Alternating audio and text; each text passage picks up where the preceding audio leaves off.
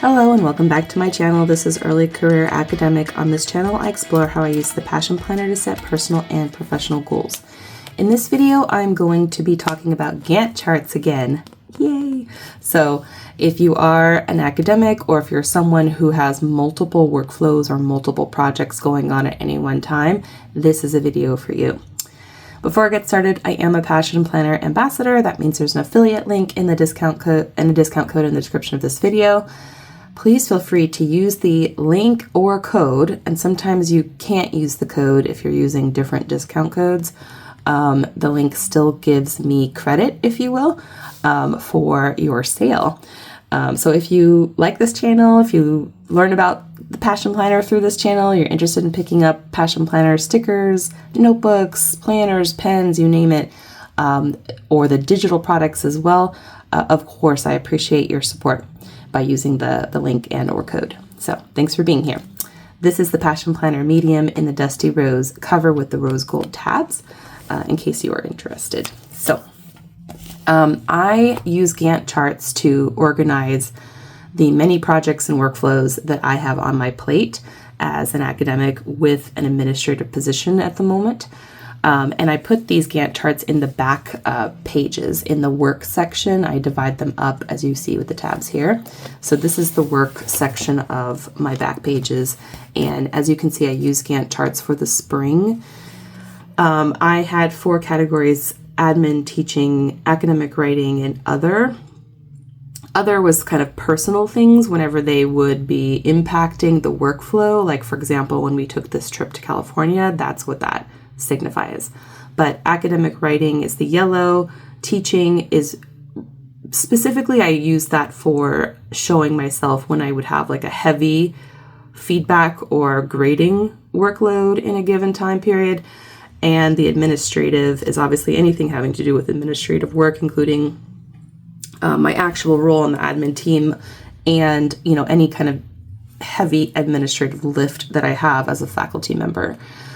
So I found the Gantt charts incredibly useful for seeing where the workflows stack on top of each other. There might be weeks where I have a lot going on, and this just helps me visualize when those kind of crunch times are happening in the year. But also, because I have a lot of control over when I work on what, it helps me see where I have time to work on certain things. So here, as you can see, I plan to work on this academic writing project, and I did. To some extent, I did, although I was not able in the month of February to work on it as many days as you see here. The reason this was isolated to these 3 days is because I used to have my son on Mondays and Fridays, so I only had these 3 daycare days to work with, and this month we were sick almost the entire month, so it was just a rough month. But this was the plan. And then as you can see, March gets really dicey. I continued to work on that same project, and I finished it. And then I switched gears to a conference presentation that was due in this time period. And here's the conference. So these are just really useful exercises for me to see where the workflows stack on top of each other, and then where I can squeeze in work on projects with deadlines that are coming up. So I love the Gantt chart. This is not the only way to do it. A lot of people, they do like a project list on the side, and then on the top, they put the weeks, like the week ranges, and they say, okay, I'm going to work on project A in these weeks. I'm going to work on project B in these weeks, and they kind of can see how it scaffolds across a certain number of weeks. Other people do a project list on the side, and then they have phases of the project. This works if all your projects have similar phases. You can say, okay, this project is in this phase, this project is in that phase. I really need to tackle this one to move it to the next phase. That could be useful too, especially if you're an academic and you have like very similar writing projects and you just want to track your writing projects. For me though, I have heavy teaching demands. I have an ambitious like research writing, schedule for myself, and I have administrative tasks. So this is the best way I have found. And maybe you're asking yourself, Tanya, why don't you just use your actual like months in the planner to do this? But that is because, as you can see, I like to use these for forward planning. I use them to set up every week in my planner. So this has like our doctor appointments and professional development and department meetings and writing group meetings and so on and so forth. So I like to use this as a traditional calendar that I use to set up each week. If I had all of this on there as well, it would just be really difficult for me to like see what I needed to see for that. So I did contemplate moving this to the monthly views to make more use of this. But I can't see how I would do it and not make it look like completely overcluttered. So that's why we're doing the Gantt charts. But I did go ahead and in this next round of Gantt charts, I shrunk them because I realized that while a year overview, let me show you that. I think it's right there. It's in here somewhere. Well, this is not enough granular detail. Like I need to be able to put multiple workflows in a week, which you can't do. This is too much space. Like I don't need this much space in the calendar to be able to draw out my plans. So I'm also of the mind of grouping May through August together. This may not be like the best unit of time for you and your workflows and your academic schedule, but for me, this makes more sense. May is still more summer than it is spring in my conception of workload.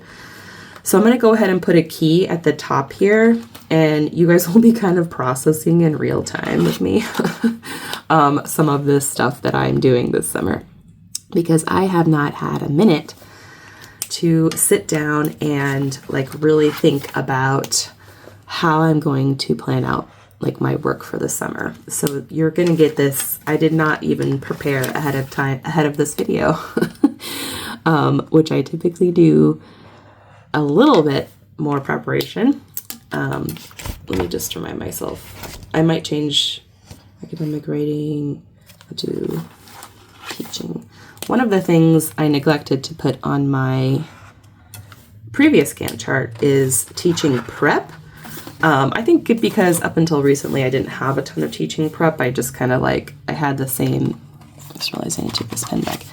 I was kind of rinse and repeat with my classes, but with the LMS change and the curricular changes and all such things, I realized I do actually have teaching prep that I need to represent on these Gantt charts. And moving forward, I want to build more time into my workflow for this type of thing, because I do want to continuously improve my courses to some extent. And I need to be more strategic in building that into my work. Oh yeah, I have other. Is that what I want? Sorry, y'all. It's been a long week and my brain is tired. Is there something else I need to put on here? I don't think there is. Well, teaching will include teaching prep. Yeah. So then green will be other. If there's vacation we're taking or something, that's important to know, because I think a lot of academics look at the calendar or they think about their summer and they're like, I got 4 months. I should be able to accomplish all the things. And it's no, you really don't. You have to think about when the current semester ends, when the new one, if you're teaching in the summer, when your teaching is, if you're taking a vacation, when that is. So it's just a lot to consider. So I am guessing a little because I have to rely on my, yeah, okay. This will be when we take our vacation. So I'm going to go ahead and do the easy, low-hanging fruit, if you will, first.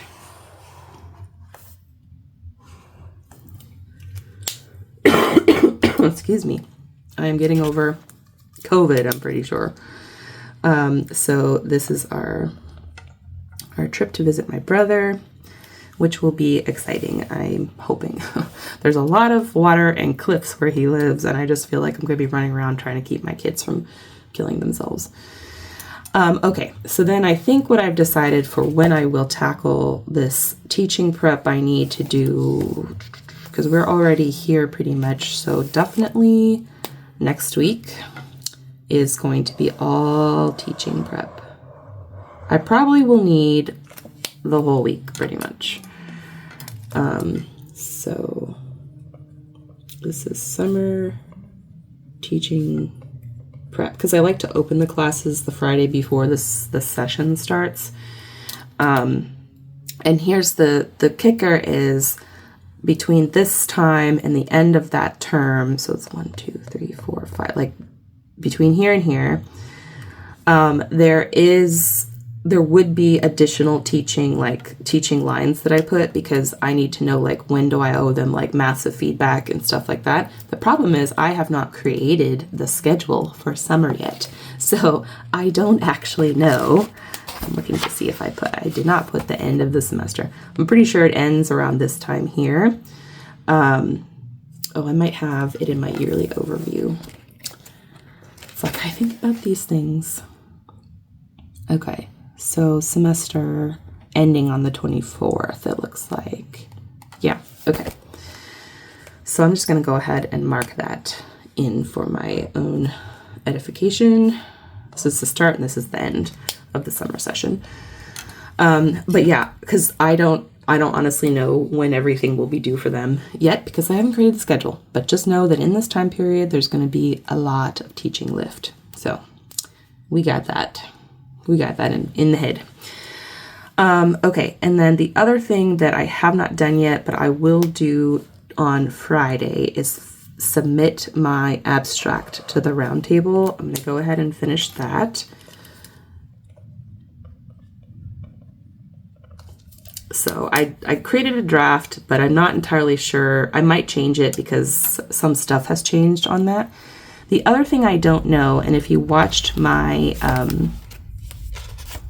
I think I put it back here actually.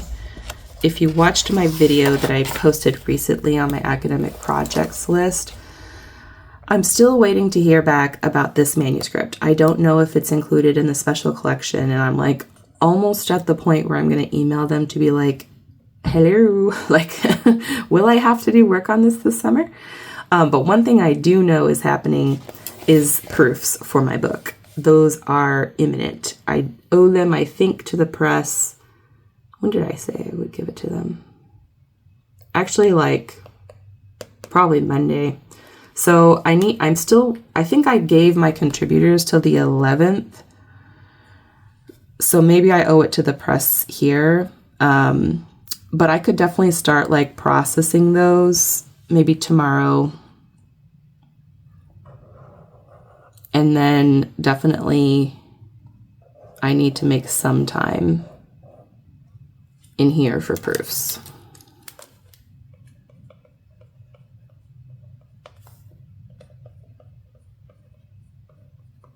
I need to send a reminder about proofs as well on Friday. So, well, I'm going to do both. The abstract, because that will probably do in the writing group, and then also proofs. I don't know exactly how much work it all will entail, but so from what I can gather so far, it will involve some work on my part to pluck through everyone's like edits, because some of them listened to me and just focused on the essential things, and some were like, oh, this is an opportunity to revise my chapter, and I'm like, no, it isn't. I wish the press had a different setup for this. Like, I've done this before as a contributor where they send you like a link, you like access your chapter, and it only lets you input like certain edits, you know? And I wish that had been the case here, but really it's for me weeding through all the things they send me and saying like yes to that, no to that. So I definitely have to make time to figure that out. Okay, anyways, going back to my project list. Project list, which is around here somewhere. So I said that I would hopefully get this book published, and then we have our CSW book proposal that we need to work on. And I did get the grant for this project. So that is something that I will need to put in this period. I think I owe them like a report somewhere in this month. So the CSW stuff, and then when am I meeting with her about that? We're working on that on the 19th. So I need to probably do maybe that. I'll spend some of this writing time on Friday and then some time on Monday. This actually isn't as much work as I think it is, because, or as some people think it is, because a proposal is like pretty, for like an edited collection, you mostly draw from your CFP, and then it's like a lot of it's like random information that the press wants. So, just kind of pulling that together, and then my colleague and I collaborate on it there. So, okay. And then this gets a little tricky because I need to work on this AI project, but I also want to fit it around my summer teaching workload. And since I didn't make my teaching schedule, I don't entirely know where it will fit. However, I do have writing blocks already scheduled on my Fridays. So I'm going to go ahead and put, at least on the Fridays, throughout this period, that I will work on this AI stuff.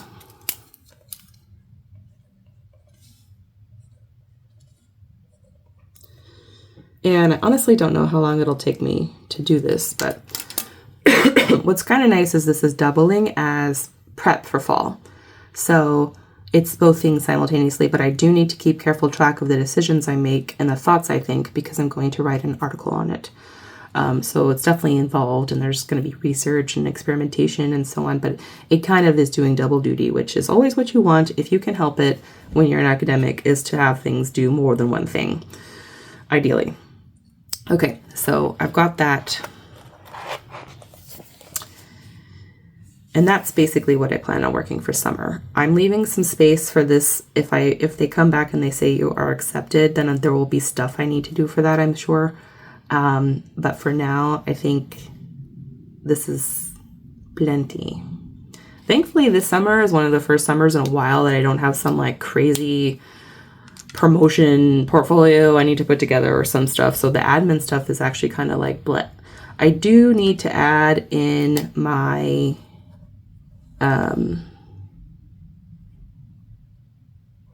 my admin report to my assessment. And then whenever my course evaluations become visible, I need to add those in, but I don't know when they become visible, so I'm not including that here. But that's the only administrative stuff I have to do, I think, over the summer. There may be some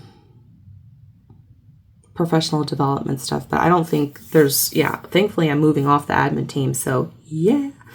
I'm trying to think. I don't think there's anything else I owe the admin team. I'm thinking we have a couple more meetings, but I don't need to put those on here. The only thing I owe them is a cleaned up pitch, which I could probably do on the 8th as well. And I'm just going to do, I enter final grades on the 8th. This is not labor intensive by any means, but just to remind myself that that's what I'm doing. And then this was the CSW pitch. Okay, so that helps me with figuring out May. Still need to figure out the teaching schedule and pop that in here. But the main project I'm going to be working on while I'm still, before my vacation, is this AI research / fall prep and our CSW book proposal. But really, I don't need to do much else with that. Towards the fall, we're going to need to put together the introduction. So there's going to need to be like a little bit of a exploration of research and preparation for that. So maybe in July, after our vacation, I might take, besides our vacation, I might take like some time for myself away from like all work. I find that it does go a long way to making me feel better about, gearing back up. Let me see when my first day of classes is in the fall. The 25th. Okay, so I'm just going to go ahead and mark that in here. I do know that we have, which I have not put in here yet, but we have a workshop that we need to attend leading up to the term starting. I want to say it's the 15th, but I don't remember off the top of my head, so I'm not going to put it here. But that's it feels so weird because I'm so used to there being all this other crap I need to do for admin that I won't have, so my summer feels so much longer. I also don't know entirely if this AI research, basically my fall classes might be prepped. So there may not be a ton of like fall prep I need to do. I am just now realizing I need to build in some time, maybe in this week, to visit campus. For one, to return some books that are due.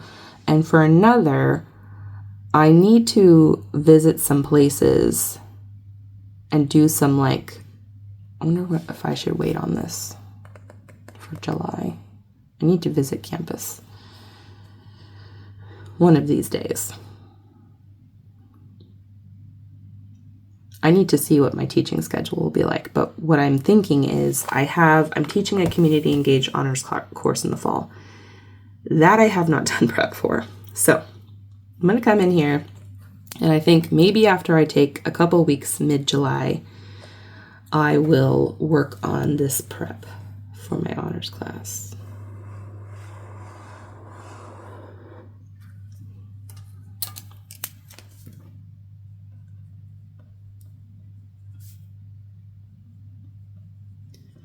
I'm going to give a whole week to it, but I don't know. I might need more time. But at least it's on here and I won't entirely forget about it. I think what I'll also do is put a little note to myself here.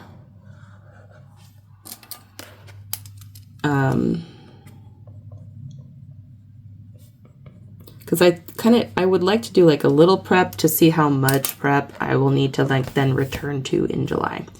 So I need to do a little bit of honors prep for that for sure. Then I imagine I will continue working on this AI project, but I haven't decided yet. Well, I need to see where I'm at basically by this point and whether I like need more time to work on it.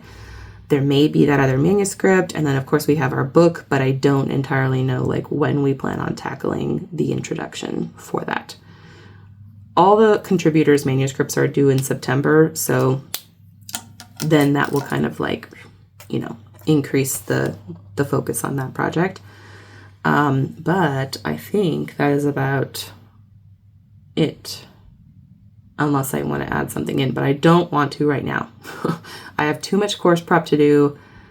I have this grant I need to take care of, and I've got the new book on the table and my current book coming off the table. So that's a lot to be getting along with. I will probably update this Gantt chart once I have more information about the other project, and obviously when I figure out my teaching schedule, I'm going to add that in here. So you'll see me flipping back to this. If you watch my plan with me's, you'll see me coming back to it and updating it and using it to plan things out.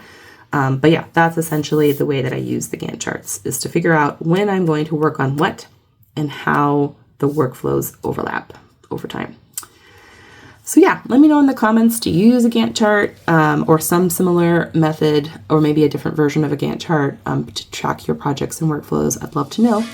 And if you like this video, just give it a thumbs up and subscribe if you're not already a subscriber. I hope to see you back here soon. Take good care. Bye.